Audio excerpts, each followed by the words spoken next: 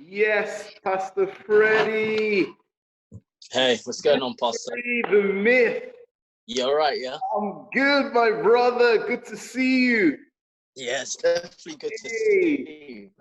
You're looking good. Good to see you. Thanks for your patience. You know, Hey, I'm trying, man. I'm trying. I got slightly delayed. It's fine. How are you? You well? I'm good, Pastor. I'm good. I'm even better for having you, on this call with me. This is exciting. You should have got into politics, man. You know how to talk. Oh my goodness. No, but thank you, first of all for, Pastor Freddie agreeing to do this. Honestly, I think it's going to be a huge blessing, not just for me, but for our church. Yeah. Else that gets a chance to come across it, because you're a great guy, man. You're the real deal, and you've been an inspiration and a blessing, to quite a lot of people. So I thought, this idea for these sort of interviews came right at the start of lockdown. I thought, yes, we're all locked down in one way or the other, but it would be a great chance for me to just mine some insight, some wisdom from people I really respect and admire, and yeah, I'd done one with my pastor, Pastor Dave, one with my current pastor, Pastor Kevin, and you're third on the list, so you're up there, bro. You're right up there. I'm not quite there yet. Sheffield, on a real note, I think one of the reasons as well is that Sheffield, two churches that have been a real blessing to us, the Bolton Church, and I'm definitely going to have Pastor T on here as well. And you guys have been a huge blessing in terms of impact teams, guys just coming out to help us in Huddersfield on the street. Yeah. It's really, really been a huge blessing, Pastor Freddie. So thank you. No, thank you. Thank you for having me. Yeah. It's a privilege. Back up a bit.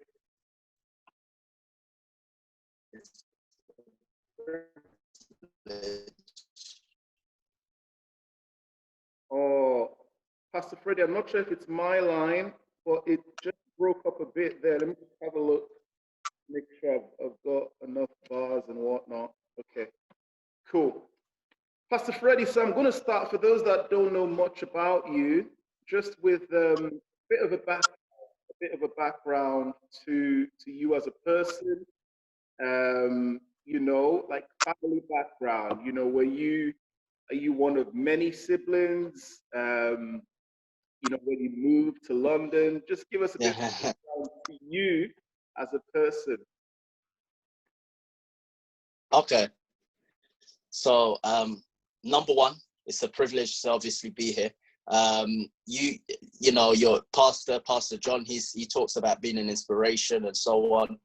But to be fair, I remember going to Leeds and seeing these guys when I first got saved and seeing what you guys were doing. I think it was Alex and a few other guys. But for me, I was born in Cameroon. I came here in the UK when I was about 5 years old. I moved around London for a bit, lived in Essex for a bit, moved back to London. But then what ended up happening, I moved from London to study in Derby when I was 19 years old. So I moved there to study at the university. I say study, to be fair, it's just a waste of time because, university is it's a world in its own.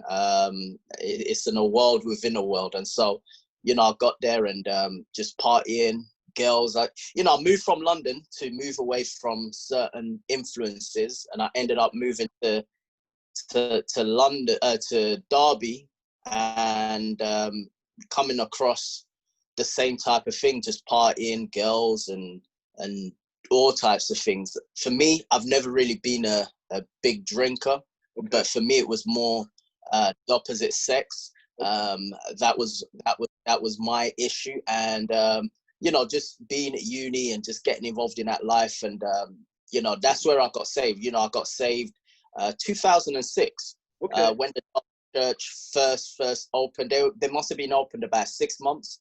Wow. The day I got saved, we were supposed to be going to a carnival. Right. And a few of the guys, Freddie, I don't know if you know the other Freddie, but Yeah. he actually said, hey, come to this concert. And a few Mike and these guys were going to this concert. They told me it was a gospel concert. There's going to be some Christians rapping. It was Northampton that day who came up.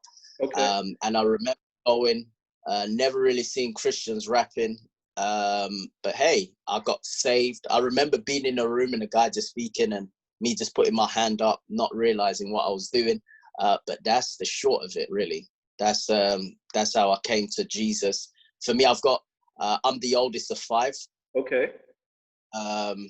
Obviously, I've been married close to 10 years now, so it's going to be 10 years September.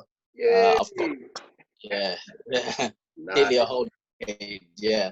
So I got married when I just turned 26 when I got married.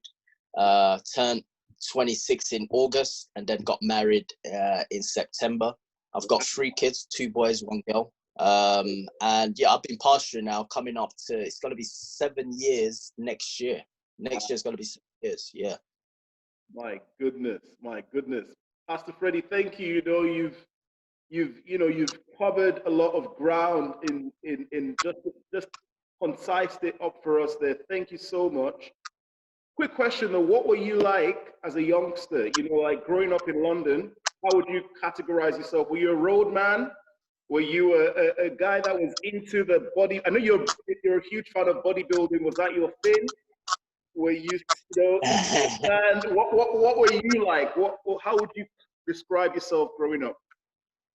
I'm never gonna lie my testimony. I wasn't a road man. I hanged around with people who were in that lifestyle. But I was never into that from young, even before I was saved. That never really interested me. Yeah.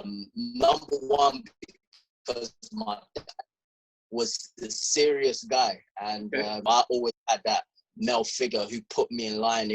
I remember getting arrested when I was 15 years old, and I got arrested because my friends picked me up in a stolen car, and we was driving around, and it was my turn. The police came, and I started to try. I didn't even know how to drive, but I'm trying to get away, and crashed into this fence, and we all jumped out. And but I didn't know this, but apparently, if they're chasing a car and if they're chasing a car, they will always go after the driver. So I was the driver, so they ran after me.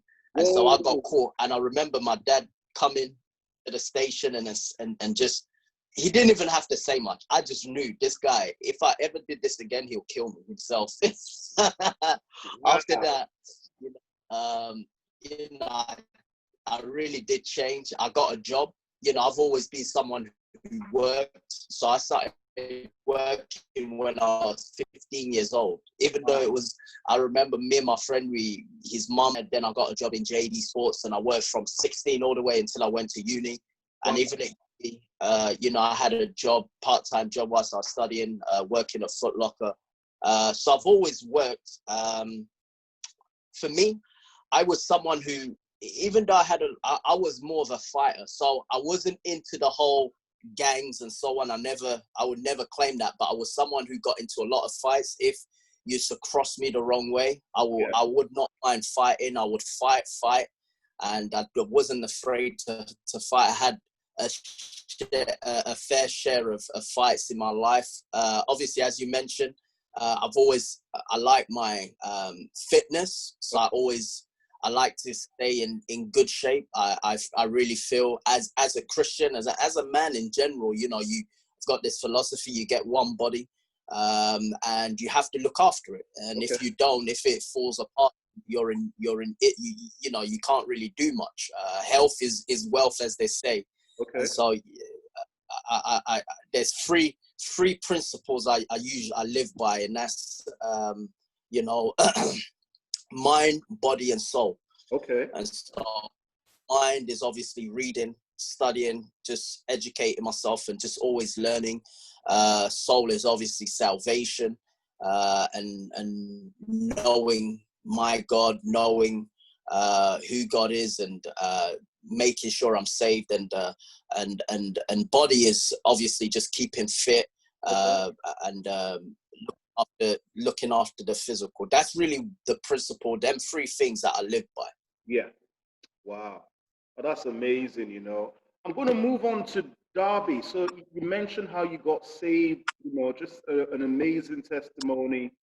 Um, what I want to know next, Pastor Freddie, is your growth as a disciple. So how did you evolve as a disciple? Were you one of those guys that hit the ground running, or was it a bit of time and then something just sparked in your mind and you just took off? What was it like for you? For me, I'll be honest with you, I did not hit the ground running. It might not seem it now, but I had long cane rolls when I come to church. By the way, I grew up as a Catholic. Okay. So I was raised as a Catholic. I never read the Bible. So when I came to church, this is the first time I picked up a Bible. Wow. Never, ever read the Bible. Because in a Catholic church, I don't know if you know, do you know anything about Catholicism? I know a bit, but I didn't realize that you guys, like the Bible, I thought, you know, everyone read that. Nah, they don't read the Bible. Like I was an altar boy, everything, and we never just sing songs. And most Catholics, they don't read the Bible. You just go to church. But you know, I when I first came to church, I'd sit behind. I didn't really know what was going on. But what kept me going and what was intriguing for me was how they related the Bible just to real life. Okay. And they can really break down scripture. But I wasn't one of them guys. I'm a pastor now, but I was never, and trust me, I was never, out of all the guys who got saved in our church, I would have been, in fact, no one would have thought I'd get saved. Wow. And I'll tell you why, because, you know, I remember getting baptized. The first, people think, oh, you have to be this perfect person. I remember getting baptized. The same day I got baptized, I got into this massive argument with this girl with one of the ladies in church, and I was swearing and just angry, you know. I remember being saved and getting into this massive fight. So I went gym and getting into this fight, and that was my last ever fight. And in fact, I broke my nose in that fight, you know. Wow. Ended up breaking my nose in that fight, but and so you can tell that I'd never hit the ground running. So you know, that's an encouragement. That's an encouragement. Yeah, and so, you know, I always say don't give up on people, because I wasn't, and I was in a relationship as well. Okay. Whilst I was in church, the girl wasn't saved, but you know, I came to a point where I wanted to sort of take his, but she wasn't saved, you know, and that's one of the things that held me back as well. Just being with someone who wasn't living for God, but not wanting to let go. Still wanting to, you know, my pastor, he preached on things and he challenged me. And after a while, the relationship did fizzle out. We were together for, you know, for a number of years, for a good number of years. Yeah.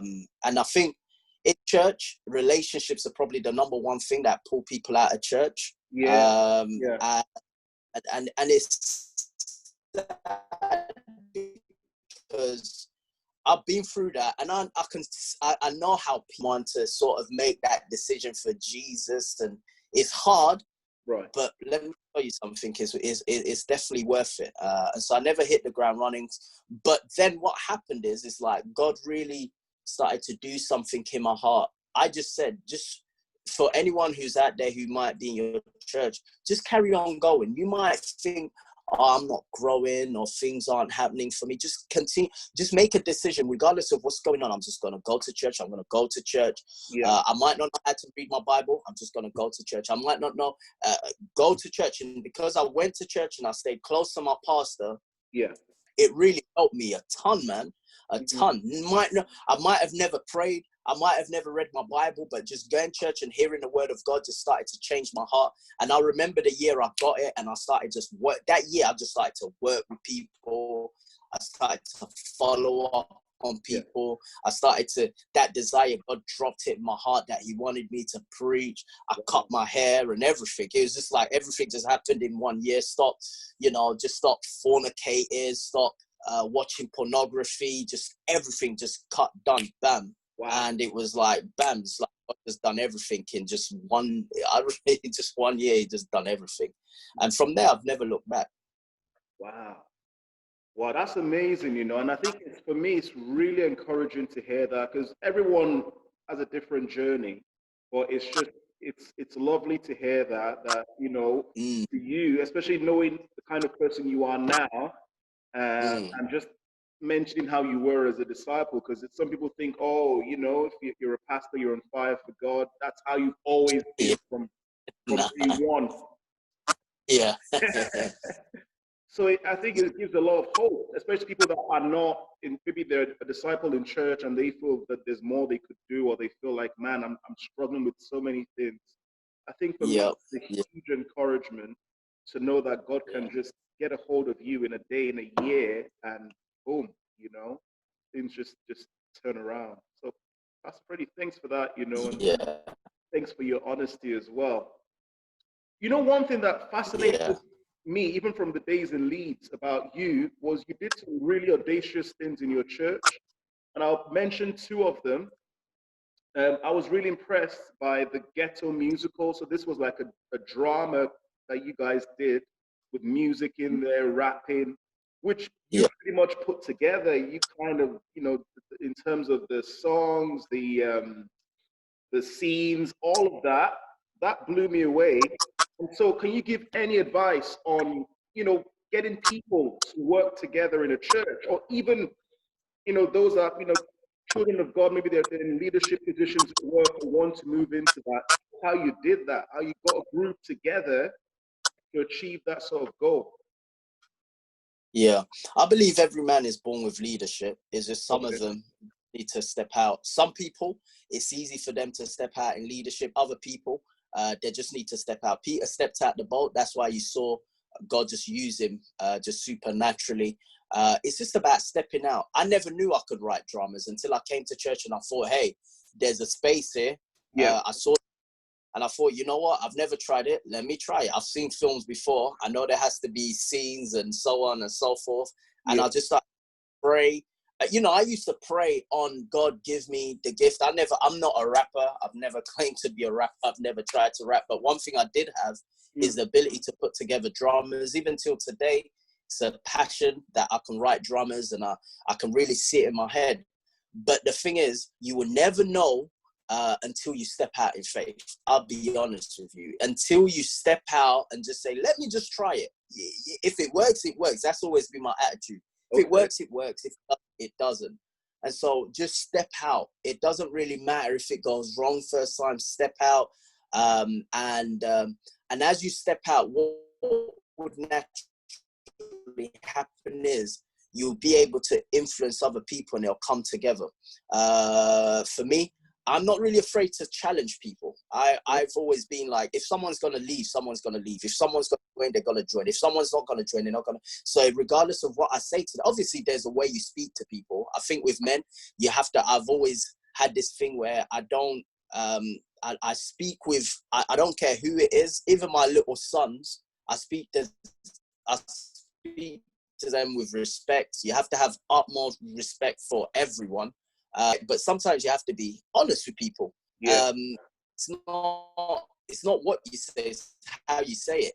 That's my motto, really. And so you have to have respect. So if you're gonna tell someone something in a reasonable manner and they're gonna go off on it, they were gonna do that anyway. And so just step out, trust that God can use you, and let God do the rest, man. There's no magic to it.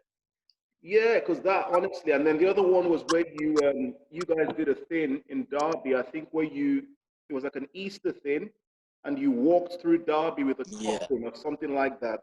It was these crazy things that you guys would do, and so it's just trying to understand where that, you know, the inspiration behind that, again, how you were able to get the guys in your church to work with you and make that happen. You have to just step out in faith. When you step out in faith, people, you know what it is? People will follow someone if they see that this person has complete belief in what they, it's a bit like, why do your guys follow you? They follow you because they have every belief that, you know, Pastor John really does believe in Jesus. You know, let's be honest. Most people don't come to church because, hey, all of a sudden they had this encounter with it. A lot of people come to church because they have an encounter with you, and they see, and then you then begin to introduce them. And so it's the same way. It's Pastor Mitchell, in fact, talks about having people skills. Okay. And it's so important to have people skills to be able to reach people, because people don't really care. Like the saying, people don't care what you're saying until they know that you care.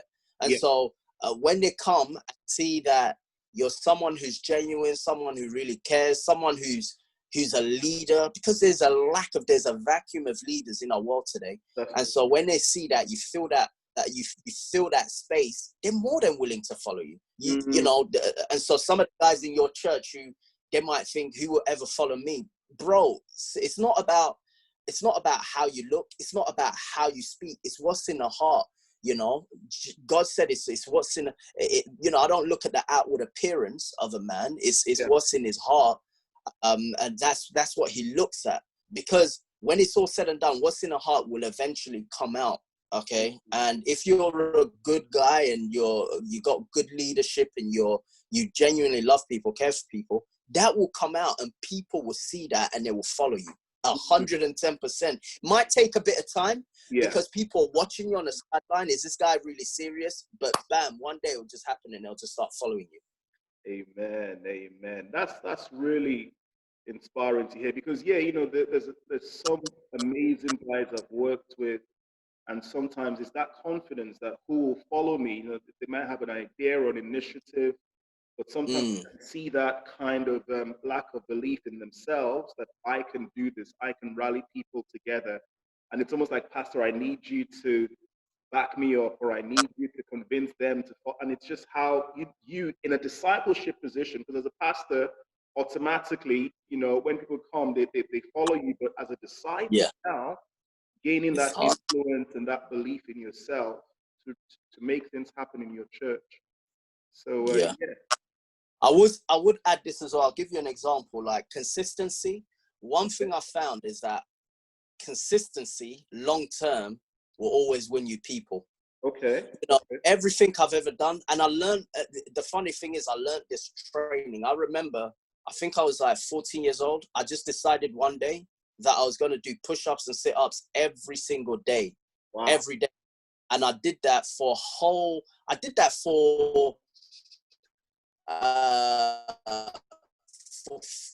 about 6-7 years, every day. If I was sick, I would do it. If I came home late, I would do it every day. If I wasn't fit, regardless of, and I'm not joking, I never miss it for about 6-7 years until I started going gym properly. Then I would be training and I'll still be doing it. And so that consistency, I saw the change. Now, it didn't happen straight away, but the consistency after a number of years has happened. It's the same with, if you just, like with a disciple, if you've got an idea and you feel like people don't follow you, listen, you just get started. You by yourself get started. Okay. And as you're just consistent with it, and people will see that, hey, this guy's serious about this. This is like when I first started prayer in our church, the first ministry we started was prayer, because I just wanted to establish that. Thursday prayer. And I'll tell you this, for 7 months to 8 months, it was just me and my wife. No one will come to church. I would announce it. And then after 8 months, first person came. We spent another number of months. And then now, when we've been open and so on and so forth, you know, we get like 30, 40, sometimes even more people than that coming consistently every Thursday. Every Thursday, people just know. People marked out, like church now, they've just marked out Thursday is prayer night from 7:15 until 8:15. But it was just that consistency. And people who I was announcing, who weren't coming before, they just saw the consistency. Right. And so just get started, whether it's drama, whether it's you want to learn a new instrument, just get it started. You might be rubbish, but just keep going, keep going. Yeah. And yeah, it will happen for you, man. That's powerful advice, and you've hit the nail on the head there. I think that's going to be a gem to a lot of us and a lot of our guys. Especially we got a few wonderful brothers starting to play instruments as well. So that advice I think you've just hit the nail on the head there with consistency and just if you've got something you want to do. I think you're right. As people see that you're serious about something, it inspires, and Yeah, ultimately that's where leadership comes from a place of inspiration. So that's a great 100%. thing. Thank you. Last disciple, question in terms of you being a disciple, preaching and getting the call to preach. Everybody's got a different story. For some, they saw a need. For some, they explicitly heard God open the clouds open from heaven and say, "I want you." Pastor Freddie, what was it for you? When did you feel that God wanted you to preach, or that that was something you wanted to do, to be a pastor? Okay. Once again, as I said, I was the last person ever you'd think I was never interested in being a pastor. I'll be honest with you. Right. I was into business and trying to make money and so on and so forth. And, I'm still into business now. I do my stuff on the side with church, but it seemed when the way for me, I knew God wanted me to be a pastor was every job or every opportunity that I got wasn't really filling that. I'd get a job and it'll be paying good. I'll get benefits. It'll be it'll be good benefits. But it was just like, man, there's just still something missing. Wow. And it's not until I actually accepted that, what, maybe it's God wants to use me, because I had a heart for people. I'd be working, because one of the first things is you can't fake it, man. You will become what you are in the body when you go out to preach. And so for me, obviously I already started working people, influencing people, and just trying to and you know what, trying to help my pastor. I tell you this, let me give you a bit of advice. One thing I read in the Bible is this: if you're faithful with another man's ministry, God your own. And I always used to think, I was in Derby for 8 years, and you can go and speak to my pastor about this, but anytime my pastor wanted anything, I would be there for him. Wow. I don't listen, even if it meant me canceling I think there's only one time I really couldn't do something for him because we had something planned with him. But even then I tried to move things about to help him. I was just like, I need to help this guy. Whatever. If it was moving house, I was there. Listen, wow. If it was, do this, I'd have, praise and worship. One time I was doing praise and worship. I was ushering. I was doing PA. I was doing children's church. I was cleaning in church all at the same time. I was Bible study leader. And so anything, I never said no. I never said no. I never had the heart to say no. I thought, what, God would give me the strength. And so I just did that. And I feel because of that, God began to show me, what? And he taught, just doing them things and serving others, God started to enlarge my heart to see a bigger vision that you can actually go out and do your own thing. Yeah. And for the first time, I started to believe that God wants me to go out. Did I know everything? I was only, when I started getting these, I was like, just gotten married, 26, 27. I became a pastor when I was 29 years old. So I was young. I didn't know anything about, but I just went out there in faith. It wasn't like I got this, like you said, people got this voice. I never got that voice. I'll be honest with you. I just believed that God wanted to use me, and God was obviously, he was doing things within my heart and shaping me and molding me so that he could use me for this ministry. And that's the only reason. There was nothing like crazy work. No, just, my brother and sister, if you hear this, if you're a brother and you feel like you listen, stick close to your pastor, man, help your pastor as much as you can. Do whatever, because let me tell you something. It's them ministry. You know, when I got, you know, I was able to do PA. You know, there's some people that go out that don't know how to do PA. That's right. Yeah. And, you know, I was able to do PA. I could do that. I could do sound. I could, you know, because I'd done every little thing. It was like, it was like God was training me up, and then he was like, go.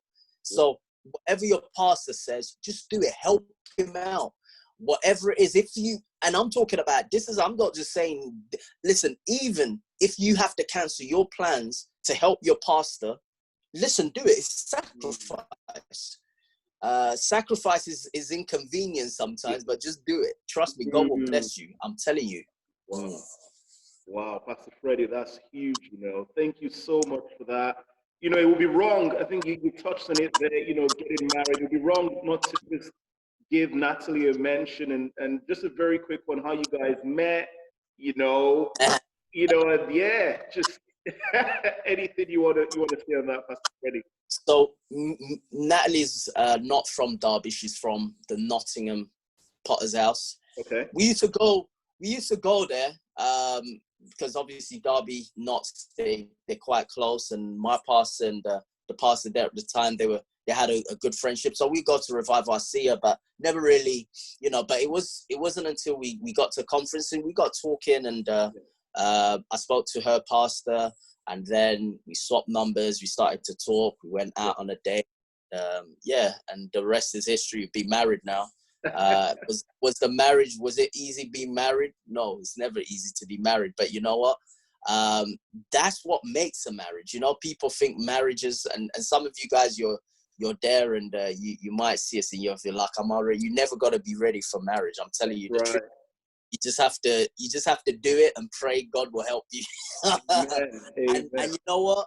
All jokes aside, marriage will help you to become someone completely different. It will remove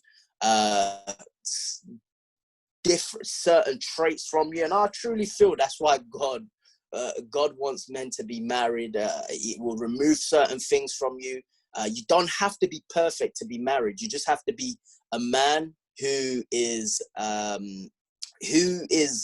willing, who is disciplined, number one, and someone who's really saved, someone who loves God, and just go for it. Go for it. You don't have to be Mr. Perfect. You will work things out as you get married. You will never, if you can show me a perfect marriage, you know, I don't know. I will show you Jesus.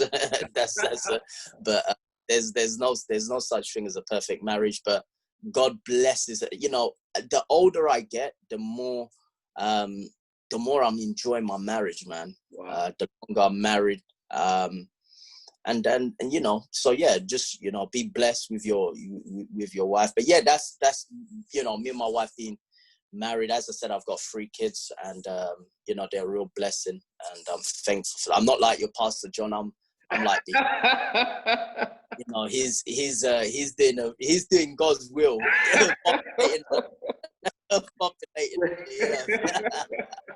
God help us, you know. Quick one, Pastor. It just feels appropriate to ask, you know, about purity before marriage. So, because we you know, we got a few people that are dating, and like you mentioned, we've lost some people due to relationships and them just not willing to lay the premarital relationship at the altar. So just any words that you can, and I know it's biblical, but just from a practical perspective, just, you know, upholding sexual purity before marriage. Just any advice, any insight. Okay. Just to show you, just to sort of qualify myself before I even mention that, as I said to you at the beginning, I was someone who was very promiscuous. I slept around. I slept with a lot of women. I was very much involved with pornography. And so I always, you know, even though I said I was in a relationship, I was never faithful. I always had different women and so on and so forth. Yeah. And so for me, that was the biggest struggle, to be pure, to live pure, live clean. But what ended up happening is God really started to deal with me. And then I started to put certain things in place. I said, before I even start dating or move on to dating or marriage, I need to deal with pornography and I need to deal with fornication. Okay. I said, I have to get hold of that. Practical things, I tell you how extreme I was. The first thing I did was, I had a chip. I'd had this chip from when I was like 15 or so.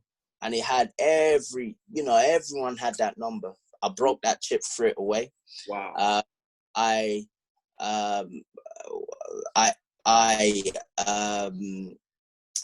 would have locks on all my stuff, and I'll give it to a brother who, if I went on something crazy, it would light up. Yeah. And I started feeling a certain way. No joke. I remember I would get up and take walks. I would have some good fresh air. I'd have cold showers. Wow. Because it was a real battle. Wow. Wow.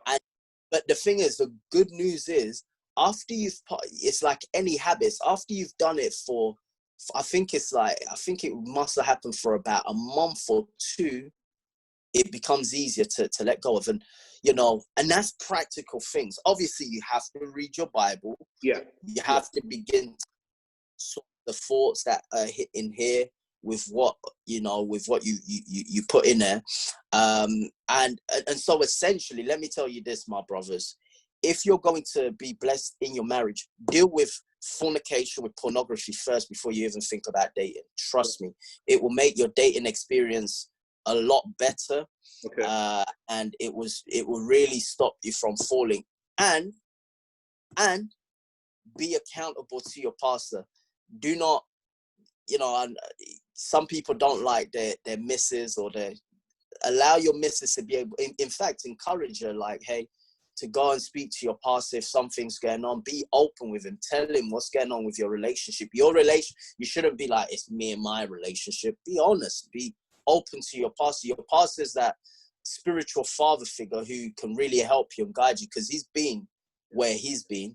And so I'm speaking to you as a pastor, and I'm helping. But really, the main person who will really, really help you is obviously Jesus, but he will help you through your Pastor John. And so for me, it was always, I'd go to my pastor, hey, pastor, this, and he put, he helped us with boundaries. I put boundaries in place. I never went and met my girl with just in a house bar, because I knew I did not lie to myself. I knew myself. And so I never lied to myself, because if I did, I would fall. Was it easy? No. There was times when I knew something could happen here, and you have to just, you have to stay away, man. Wow. Trust me. Wow. No, thank you. And that is, you've meshed both beautifully. Like, obviously, we know what the Bible says, and there's the spiritual practices, like you said, being in prayer, being in God's word. But I just also appreciate that practical advice, because I think many times, we preach it, but I think it helps just to have some actual steps people can put in place, whether it's videos or phone numbers they need to get rid of, whether it's, like you said, putting those accountability tools in place. You might need to hand over the password for your phone to your wife, or put some lock on your internet. But that is really, really helpful, Pastor Freddie. And like you mentioned as well, just avoiding that one-on-one, being, with someone you're dating at 1 a.m., even if it's for an all-night vigil, it's probably not wise. Yeah. So thank you so much. Pastor Freddie, in the time we've got left, I'm going to move on to Sheffield, and just, the amazing things that have obviously happened at your church. Sheffield wasn't always the way it was now. When you started, like many churches, it was yourself, your wife, the children, a few people. Can you just tell me, and I think you've mentioned this to me before, but for the benefit of those listening, just when that growth spurt began, and what you think triggered it? My bro, I just think I'm nothing special. I know that. That's why when I first started, I needed to establish prayer. I Right. knew I needed, because I didn't have a clue. Mm. I'm not the most, I'll be the first one to say I'm not like this super spiritual guy. I'm not, but one thing I did know, consistency. Yes. Yes. Consistency is my friend. I Okay. know if I can be consistent in prayer, Yeah. in reading, and I've always been just consistent with them things, just doing just simple little things. And so just establishing prayer in the church, and just encouraging, and for a year we were praying for men to come to church. We was praying. I remember we never even used to pray for women, I'll be honest with you. We used to Wow. just pray for men, I'll be Right. honest. And we Yeah. just pray, oh God, bring men, bring men. It was never bring women. I know it's bad, it sounds bad, but it was always, and God, one year, God just did. I can remember the specific service. We had like 10 or 20, no, we had about 20 people in the church, and we just saw the door open. And as the door opened, there was like 15, 20 young people just walked in. Wow. Just in the service. From there, the next weekend, the next Wednesday was a Bible study. We used to have it at my house, and like 60 plus 70 people came to my house. It was crazy. People in the garden, people in the stairs, people. After that, we moved it to a hall, and then people just kept coming and coming and coming and coming. Then we obviously outgrew our building. God helped us to be able to secure another building. We were able to get that. And obviously when you get people like that, you have to begin to put a structure in place. And thank God we had prayer. For me, I always lean back on prayer. Thursday prayer helped me a lot. Started trying, because I knew if I can get these guys to come and pray, that's also my job done, because they will see the miracles of God themselves. And so when these guys will come to pray and they started to see miracles happening, jobs, people healed, and so on and so forth, number one, they started stepping out in faith. They believe what I was actually saying, and God could move for them, and they'll bring more people, and so on and so forth. And that's literally what happened. There was nothing, and I was always pushing people on outreach as well. 3 things I always push. I always used to push prayer, obviously service, and outreach. Prayer, service, outreach. That was really my thing. And we did a lot of men's discipleship, like without fail, every Sunday, the first Sunday of every month. We always do, we still do it today. We do men's discipleship. Okay. And so that's grown, and that's obviously helped us.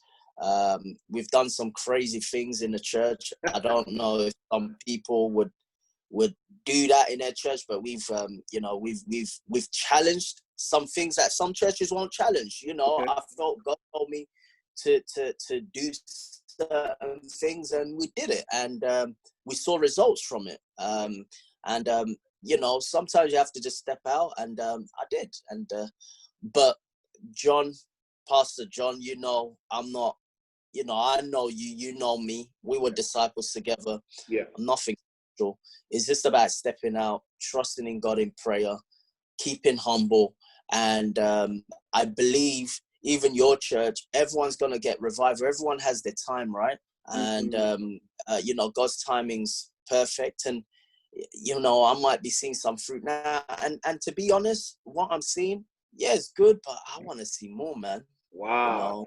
Amen. I want to see more. Until I see, and the prayer I always pray is, God, please, I don't want to die until I see true revival, like in the book of Acts. I always say that, God, please let me see real revival. I don't want to just see, I know it sounds a bit bad, but I don't want to just see like 200 or 300 or 4. That's, for me, that's not revival.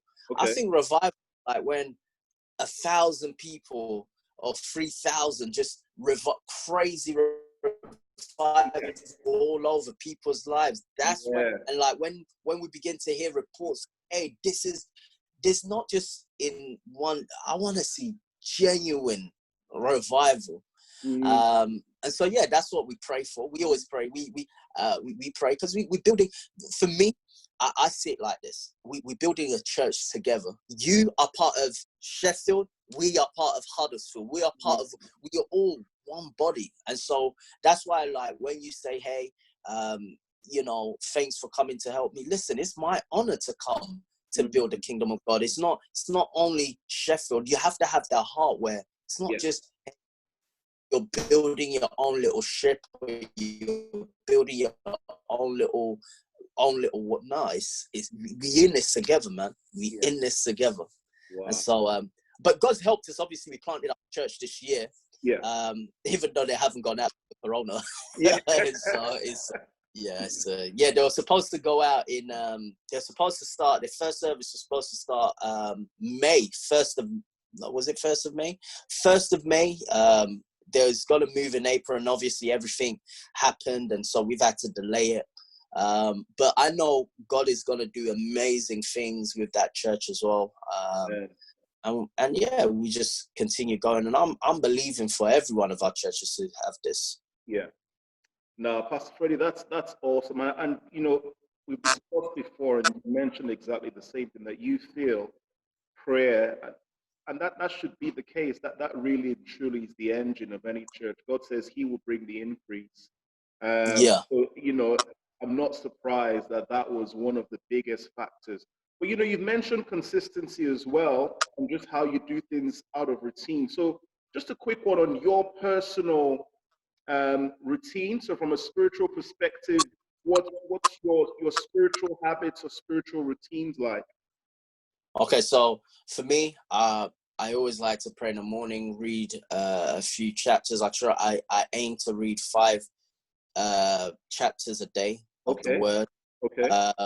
I'm always reading something. I've always got some books. Like, these are some of, in fact, most of these books I've just read. These are just some books that I'm going through. So right now, like, I've always, for me, I'm not, you know, there's some people who read one book, but I like to, sometimes I get bored with one book. So I read 3 books at the same time. Okay. And not the same, but you know, throughout one one day I might feel like, hey, I'm gonna read this. And so I've got a variety of different things. I like documentaries as well. Okay. And so I things about documentary that sort of teach you about people's just the way people think, the way people act, just human nature in general. So I'm interested in that. So essentially, I pray morning, evening. I obviously read the Word. I'll be honest, sometimes I don't feel like reading.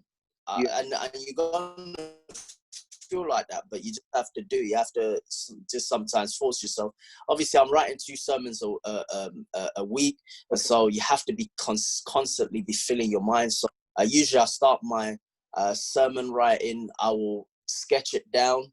I sort of do this. I don't know if, let me just show, like, I sort of write my sermons like this. So this is a sermon that, I don't know if you guys can see that. So I just break it down like that. Huh? Yeah, I could see that. Yeah, that was good. Okay. Yeah, and so I do that like on a Friday. On Tuesday I'll do one, write up one, and then write up one, and then Thursday I'll type that up, do another one. By Friday, essentially by Saturday, all my sermons, everything is finished. Okay. That's why I like routine. I like repetition. Same thing. Oh, hey, all my sermons are done. I can rest. I can chill. Do what I want. Like now, I'm just free. And so I can. I've got my sermons ready for Sunday. I've practiced them. Nice. I know how they're gonna be. I've rehearsed them and so on. But also, I like to watch speeches, just because obviously we're in an occupation of how we speak and how we communicate, and so I like to learn how to speak to people, and so I watch great speakers, a variety of different things. I don't do it so much now, but I still do it every once in a while. Just watch speeches, just hear people speak. It's good, and see how they move, how they speak, how they communicate. But I think the most important one is this. Once again, I'm always going to come down to this: is this: if you can keep prayer consistent, you will see supernatural miracles. That's it. Amen. Amen.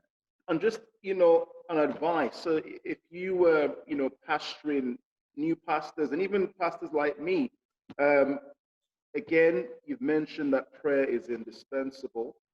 But in terms of growing the church, what sort of, in my head, I'm always thinking, am I doing too much? Am I not doing enough? So it's always good to get a feeler out for, and everyone's different, but in terms of you, in terms of the early days of the church, and even now, just, I've heard different accounts. Some people say they were an outreach every day. Others say they had specific times.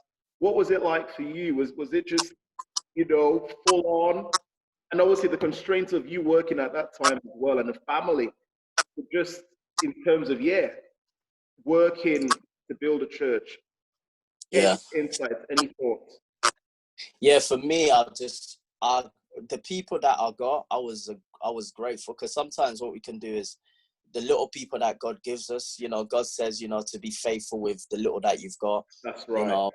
And so I was just faithful with the little that I got. So I remember the first time we opened, we only had 2 guys who came to that concert. Them 2 guys are still in church with us today. Amen. But through them 2 guys, one was a boxer. Now I started to go to his boxing shows, and when I pay my money, go to his boxing shows, and every Sunday, what I started to also do is play football with him. So I'd go, because that meant I could meet a lot of them, and I started connecting.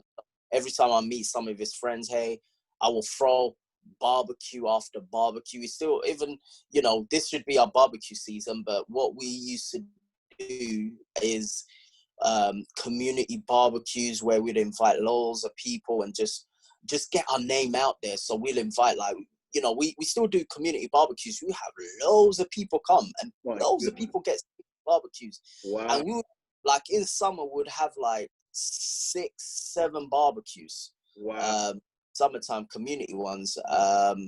We'll do, obviously fellowship at my house, encourage fellowship. We'll do, because in Sheffield, you've got a lot of places you can go walk in and stuff like that. So I was always doing, and even till now, like, we still just do things together as a church, as men, and I just encourage that. Because every relationship has to be organic. It has to come about organically. It can't be forced.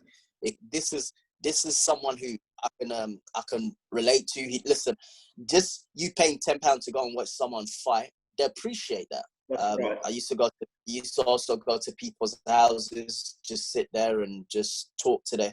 I got to know their parents, because we had a lot of young people got to know their parents. Wow. I'll just sit there, just introduce myself, and the advantage is, because you're young, it doesn't seem too strange. Obviously, I'm not as young now, but it wasn't that strange then. But that was it. Nothing magical, and obviously the standard outreach concerts and crazy other things that we did, but that was just it, man. Wow. I just made church. Just try and make church fun, because people think church is boring, but we make it fun. We do a lot of different things, man. Yeah. Wow. Yeah.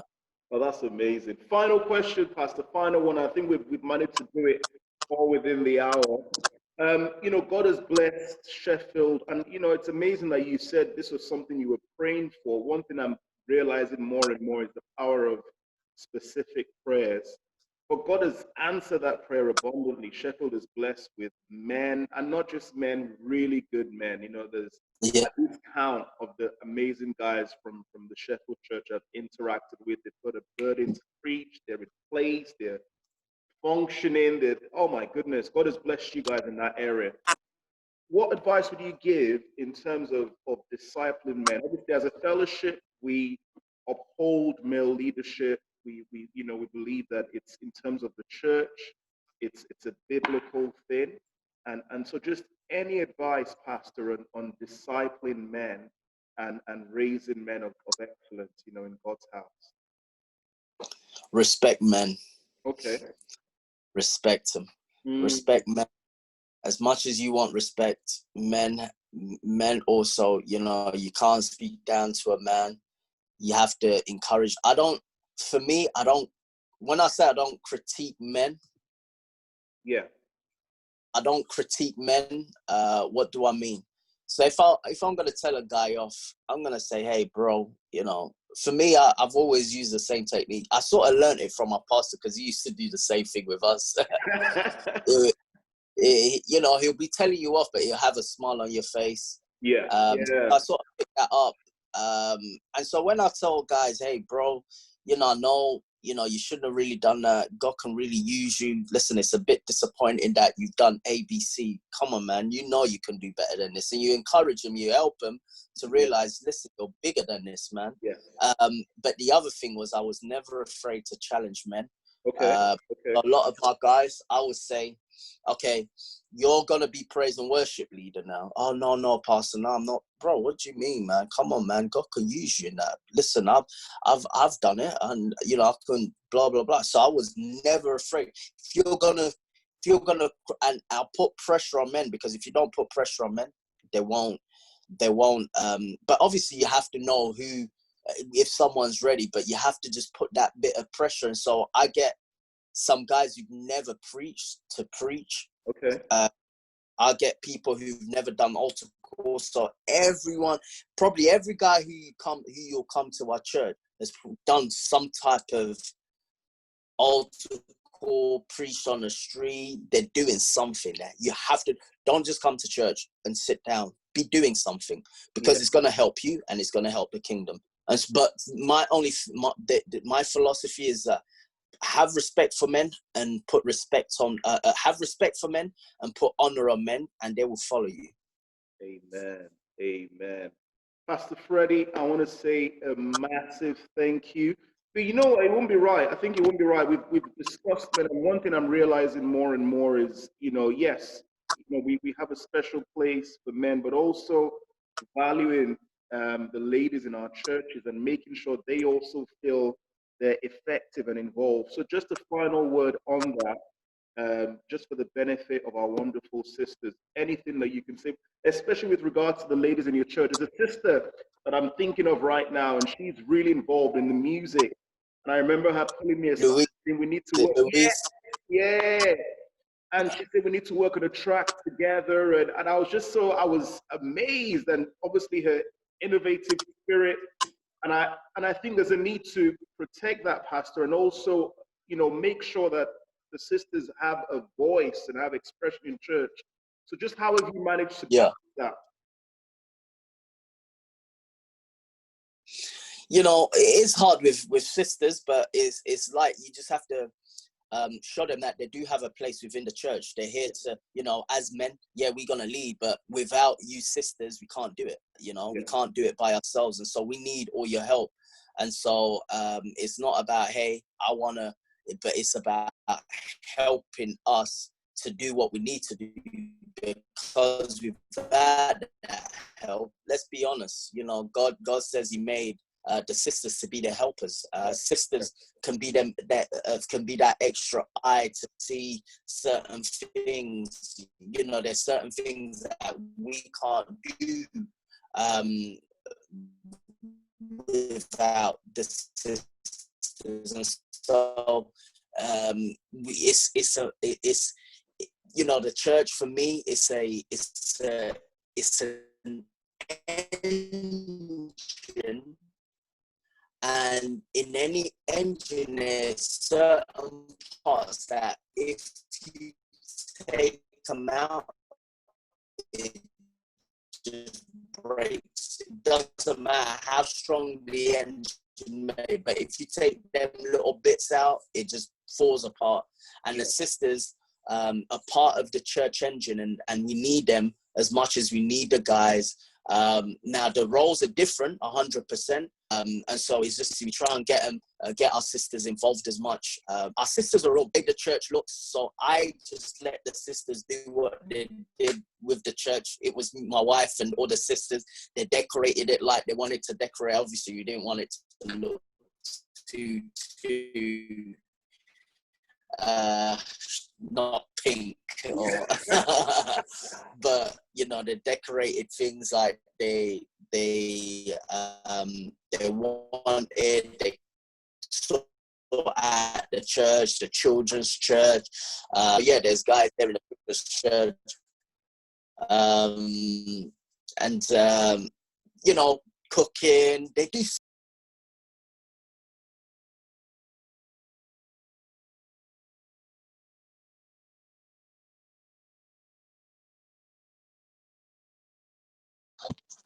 Oh, yeah, sorry, I lost you there for a second. Yeah, that's fun. Yeah, that's it. That's it, Pastor John. That's really it. Yeah. There's nothing special. You know, you're wise enough anyway. You're wise. They still talk about that sermon you preached, man. What was it? What was it? It was what was this? What was the name of it? Oh, is it the joy of the Lord is your strength? I think, yeah. And I was talking about. Is it the one I was talking about? Was it joy, or was it? No, happiness. Was it happiness? Oh yeah, I when you were talking about happiness. Yeah, remember that. Yeah, joy and happiness. Yeah. That's yeah. And you compared the two. Yeah, they're still talking. Wow. And so you know what you with the leg do, and so crazy or special, but yeah, that's it, man. That's me. Wow, Pastor Freddie, I really appreciate that. You know, listen, thank you for your time, and thank you for this time. You know, just it's been really inspiring and a blessing. Just to to speak with you. You know, like I said, right from when I started pastoring in Huddersfield, I remember you ringing me. I think this was like month 2 or 3, encouraging me. You were even sending some people my way. Oh, Pastor, honestly, it's been a blessing. And I remember a statement you told me when you guys came to lead, and even then I was like, oh my goodness, we're trying to get more people in. And you were saying, you know what, John, God wants to see these people saved more than you do. You know, and from then it was clear just your dependence on God and your trust in God. And you know, ultimately, all the practical things aside, you know, he's the source of everything, and of a healthy church, 100%. and you're a living example of that. So, Pastor Freddie, please keep blazing. You know, you're a pastor on fire, a church on fire. You guys are a real inspiration to us in the North, and it's been a privilege to have this time with you, man. No, thank you very much for having me, Pastor John. It was a real pleasure being here. God bless you, and my love to the family, to the church, and we'll be seeing you soon. Hopefully, once lockdown is lifted. Yeah, no, definitely. Pastor Freddie, you take care of yourself, yeah? You, Pastor. Take care. Have a good weekend. Bye. Take care.